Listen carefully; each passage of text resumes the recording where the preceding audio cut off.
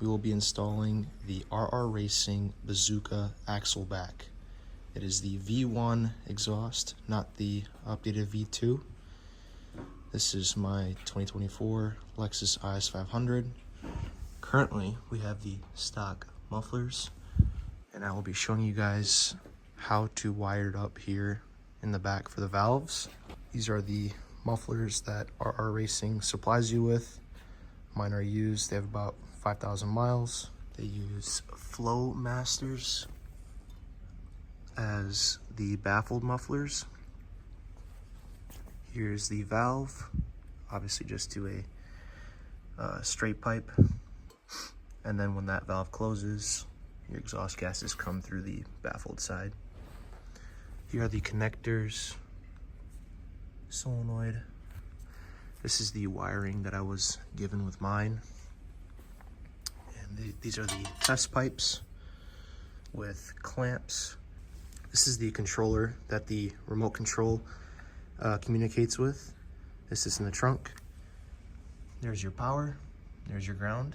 So if you look inside the muffler tips, you can kind of see in here the baffled side with that mesh in there.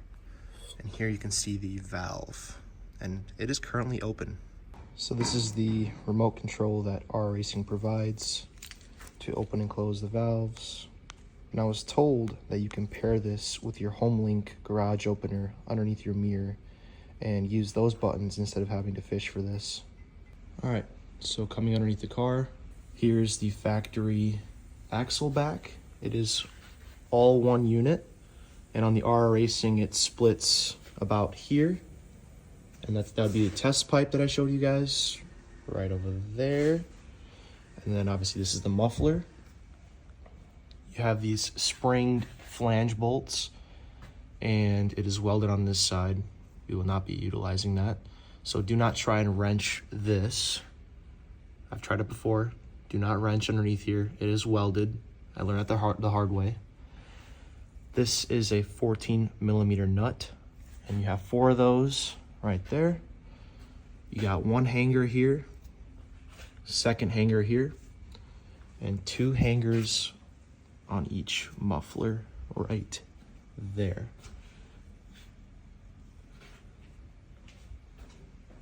We're going to start with loosening these 4 bolts over here. I would recommend using a ratcheting wrench because it is kind of hard to get in here with an impact or a socket because of this angle. You can remove this under trays if you want. I'm not going to, just because, you know, this will do the job just fine. So if you're ratcheting 14 mil, go ahead and use that.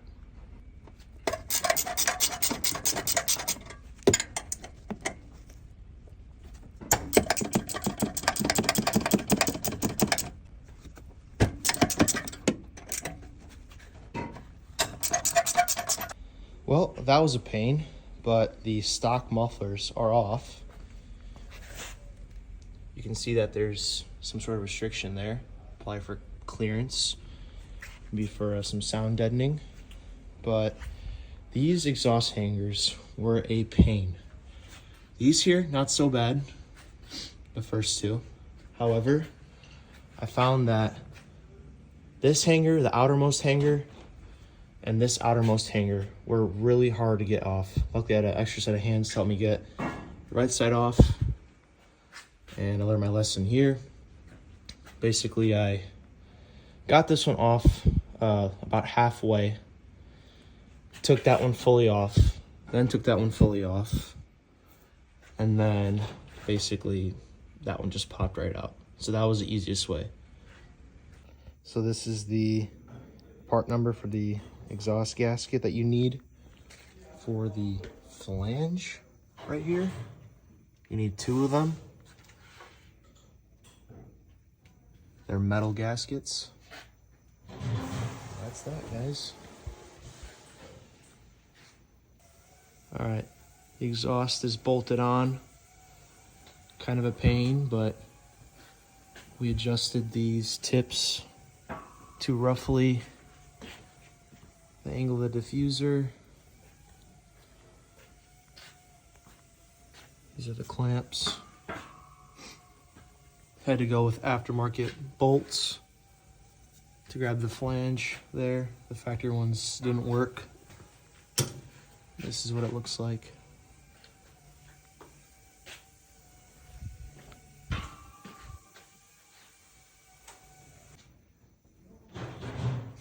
I taped up the valves, as you can see. Put the under tray back on. The under tray had 4 clips right here. And then it had a bolt there, plastic bolt there, plastic, and then one right there as well. Start it? Yep. Valve's open.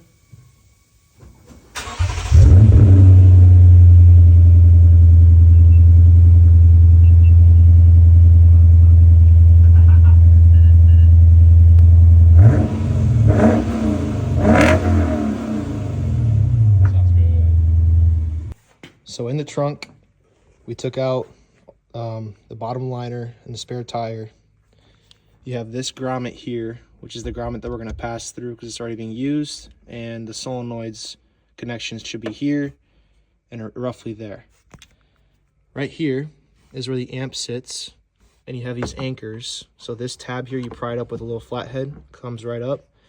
Grab a 10mm ratchet and just remove it.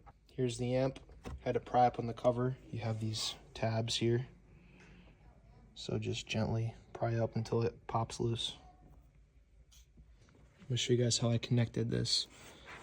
So when you peel this back, the connector that's not being used, I don't know what it's for, but I pinned in right here on the bottom right connector. And then ground is right here on this bolt. Let me zoom in on that. Right there. So now I'm just going to zip tie it along these harnesses here and fish it around all the way to right about here, I'd say. And then probably run along here, or maybe if I can get it around here if it's possible, and just feed it down into there. So I kind of got it through the grommet over here. I'll have to reseat that and then put a little bit of like gasket maker RTV so that can be weatherproof. This valve, the solenoid, actually ended up being corroded because these are used mufflers. I talked to the seller and he's gonna try and get me some new ones, or a new one. But yeah, that's how the valve spins, and we tested it to make sure it was a solenoid by switching these connections, and this one still works with either connector to it. So yeah, water got in there. Usually a boot sits on top of this, and some water got in there. So we'll try and make do for now. And these are all the little gears. We are back at the tech. I got the under tray off again because we got the new motor in. I took the old one out. This is where it connects to. But before I show you guys that, I just want to show you guys how I plumbed this. So I went through here, through the charcoal canister stuff, the evap emissions. So I brought the wire up through here and just zip tied it along. Here's the grommet. So I came out here, zip tied, came out here, and here's the split. Goes to this valve, the driver's side valve. I'll be taping this up better to weatherproof it. And I came across there. This is the old motor. So I just cut the harness for it because this connector obviously is different than the new motor. This is the new motor. This is the connector that came with. So I will be soldering this harness onto the new motor and installing that. All right, guys, we got it wired up here. I soldered it and heat shrunk it, and I will tape that up with some electrical tape. I just wanted to test it and see if it works. It does. So right now they're open.